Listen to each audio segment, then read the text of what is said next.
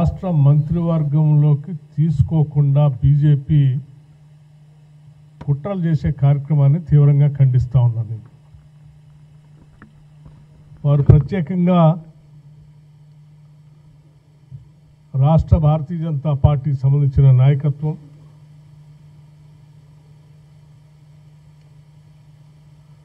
Chief electoral officer Telangana state హైదరాబాద్కి ప్రత్యేకంగా ఒక లేఖ రాసి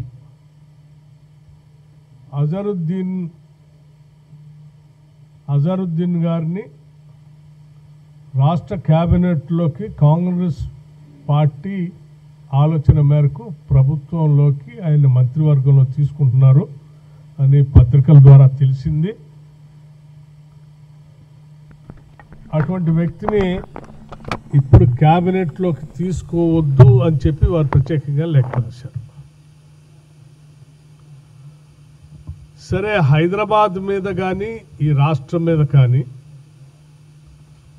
దేశం మీద కానీ ప్రేమ ఉన్నటువంటి ఏ వ్యక్తులైనా భారతదేశానికి పేరు ప్రఖ్యాతులు తీసుకొచ్చినటువంటి ఒక గొప్ప క్రికెట్ క్రీడాకారుడు మహమ్మద్ అజరుద్దీన్. హైదరాబాద్ బిడ్డ, మన కీర్తి పతాకాన్ని రెపరెపలాడించినటువంటి వ్యక్తి. దేశమంతా కూడా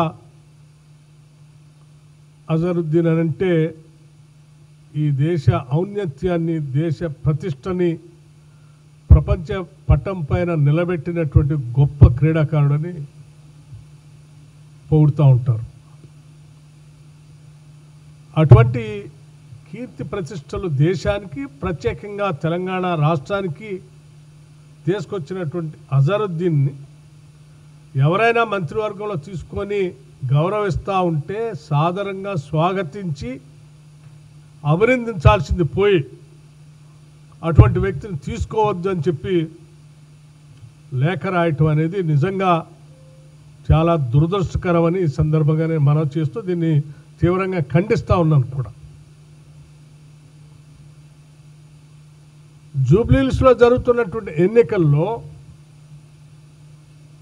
కేవలం టీఆర్ఎస్ పార్టీని గెలిపించడం కోసం చేస్తున్నటువంటి ప్రయత్నంలో భాగంగానే ఈరోజు భారతీయ జనతా పార్టీ ఈ లేఖ రాసింది. గత పార్లమెంట్ ఎన్నికల సందర్భంలో కూడా టీఆర్ఎస్ పార్టీ ప్రోత్సాహం, వారి సహాయ సహకారాలు బీజేపీని ఎట్టి పరిస్థితుల్లో గెలిపించాలనేటువంటి తాపత్రయంతోనే వారు వాళ్ళ ఓట్లన్నింటినీ తగ్గించుకొని బీజేపీకి వేస్తేనే 8 సీట్లు వచ్చాయి బీజేపీ. ఇవాళ తిరిగి జూబ్లీహిల్స్ ఎన్నికల్లో తను ఎట్లా గెలవదు కాబట్టి, గెలవటానికి అవకాశం లేదు కాబట్టి అత్యంత బలహీనమైనటువంటి క్యాండిడేట్ పెట్టడమే కాకుండా అది కూడా చాలా రోజుల దాకా ప్రకటించకుండా టీఆర్ఎస్ని ఏదో రకంగా గెలిపించాలి ఆ ప్రయత్నంలో, ఆ కుట్రలో భాగంగానే ఈరోజు అజరుద్దీన్కి మంత్రివర్గంలో స్థానం కల్పించొద్దు, అలా కల్పిస్తే ముస్లిం మైనార్టీలుకి మేలు చేసినట్టు అవుతుంది, ఆ కార్యక్రమం జరగొద్దు అనేటువంటి ఒక కుట్ర ఇండైరెక్ట్గా కనిపిస్తూ ఉంది. నేను చాలా స్పష్టంగా అడుగుతా ఉన్నాను, ఒక విఖ్యాత క్రీడాకారుడికి మంత్రివర్గంలో అవకాశం కల్పించటం కేవలం ఈ రాష్ట్రంలో ఉన్నటువంటి, దేశంలో ఉన్నటువంటి క్రీడాకారులకే గర్వకారణం కాదు. రాష్ట్రం మీద ప్రేమ, అభిమానం, దేశం పైన గౌరవం, అభిమానం, గర్వం ఉన్నటువంటి వాళ్ళందరూ కూడా ఇది గొప్ప కార్యక్రమంగానే చూస్తాను నేను. అజరుద్దీన్తో ప్రమాణ స్వీకారం చేయించకుండా భారతీయ జనతా పార్టీ ఈ రాష్ట్ర గవర్నర్ గారి పైన కూడా ఒత్తిడి తెస్తున్నట్టుగా తెలుస్తుంది.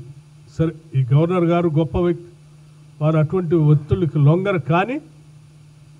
కానీ భారతీయ జనతా పార్టీ సాధ్యమైనంత వరకు ఆ ప్రయత్నం చేస్తూ ఉంది. ఈ విషయం కూడా తెలిసి చాలా చింతిస్తూ ఉన్నాం. అట్లాగే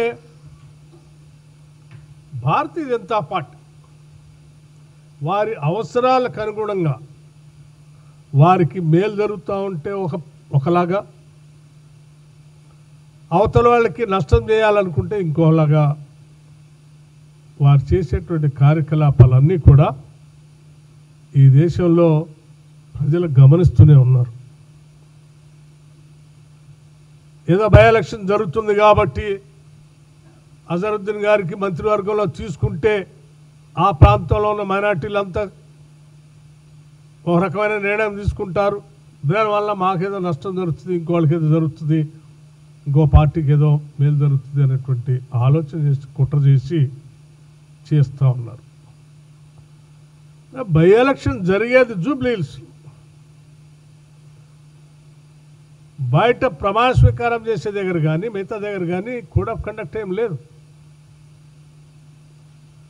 మీరు గతంలో రాజస్థాన్లో గంగానగర్ జిల్లా కరణ్పూర్ నియోజకవర్గం ఉప ఎన్నిక సందర్భంగా కేవలం 30 రోజులు ఎన్నికలు ఉందనగా అక్కడ ఉన్నటువంటి ఆ ఎన్నికల్లో పోటీ చేసే కరణ్పూర్ శాసనసభ నియోజకవర్గంలో పోటీ చేసే అభ్యర్థిని మీరు నేరుగా ఆ అభ్యర్థిని మంత్రివర్గంలో తీసుకొని ప్రమాణ స్వీకారం చేపించినటువంటి వాస్తవ పరిస్థితులను మర్చిపోయారా అని నేను అడుగుతూ ఉన్నాను. ఈరోజు మీరైతేనేమో నేరుగా అసలు అక్కడ పోటీ చేస్తున్న ఆ బై ఎలక్షన్లో పోటీ చేస్తున్న ఆ శాసనసభ నియోజకవర్గంలో అభ్యర్థిని తీసుకోవచ్చు. ఇక్కడ ఆ ఎన్నికల్లో పోటీ కూడా చేయట్లేదు ఆయన. ఆల్రెడీ ఆయన శాసనమండలి సభ్యుడు కూడా.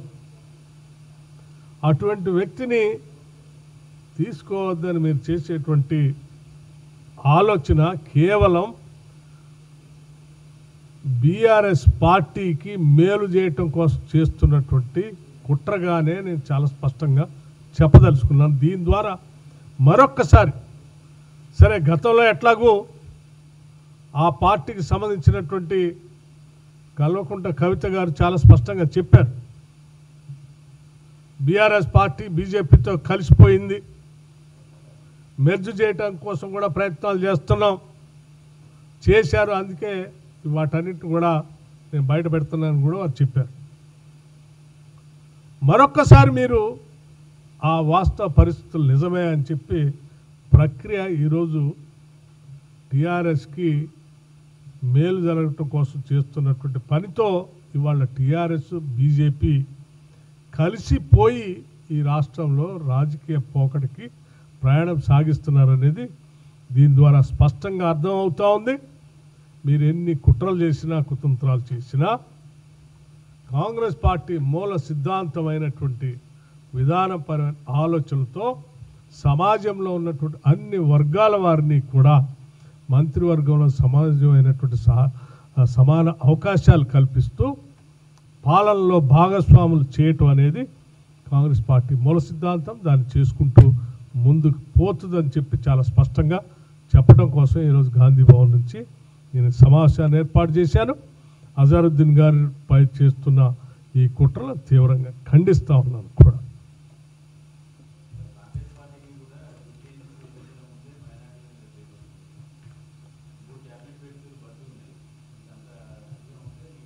మిత్రులందరికీ నేను ఒక విషయం చెప్పదలుచుకున్నది ఏంటంటే, క్యాబినెట్లోకి తీసుకోవటానికి శాసనమండలి సభ్యుడిగా ఈ మధ్యనే అజరుద్దీన్ గారు నియమించబడ్డారు. అంటే క్యాబినెట్ నిర్ణయం చేసి పంపించారు. సో ఇంతకాలం ఎందుకు చేయలేదు ఇప్పుడే అంటే, ఇప్పుడే నిర్ణయం చేశాం. గతంలో చేసినటువంటి అభ్యర్థులకు సంబంధించిన సమాచారం ఏం జరిగిందో మీకు తెలుసు. అందుకే కొత్తగా మళ్ళీ ఇంకో నిర్ణయం తీసుకొని ముందు పోతా ఉన్నాం. ఇది సమయం వచ్చినప్పుడు తప్పనిసరిగా ఎప్పుడు ఏం చేయాలో పార్టీ పరంగా ప్రభుత్వ పరంగా తాను నిర్ణయాలు చేస్తుంది.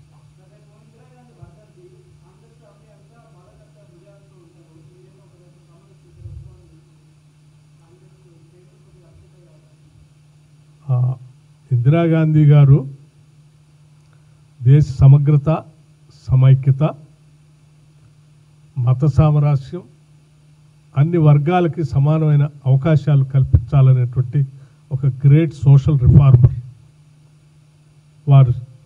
సో డెఫినెట్గా ఇటువంటి నిర్ణయాల పట్ల హర్షిస్తే తప్ప బాధపడదు.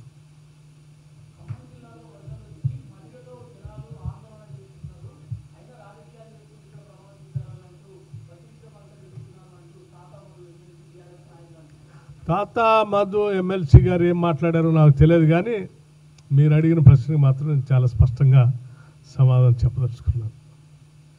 ఈ రాష్ట్ర ఉప ముఖ్యమంత్రిగా, అట్లాగే ముఖ్యమంత్రిగా రేవంత్ రెడ్డి గారు, నేను, మిగతా మంత్రివర్గ సహచరులు రాష్ట్ర వ్యాప్తంగా జరుగుతున్నటువంటి సైక్లోన్ సంబంధించి స్పష్టంగా కూర్చొని రివ్యూ చేసి అధికారులందరికీ ఆదేశాలు ఇవ్వాల్సినటువంటి అవసరం ఉంది. కేవలం ఒక్క దగ్గరే కూర్చొని దానికే పరిమితమై అక్కడే ఉండే పరిస్థితిలో నా పాత్ర లేదు.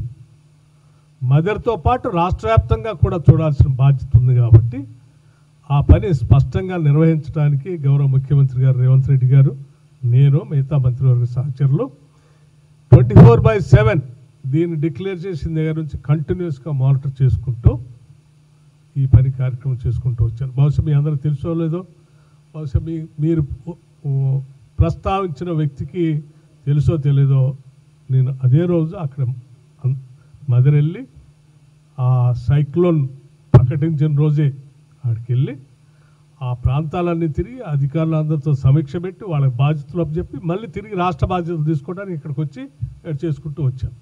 సో నా పాత్ర ప్రజల పట్ల చాలా స్పష్టంగా, చాలా నిర్ణయాత్మకంగా ఉంటుంది. నమస్కారం అమ్మా.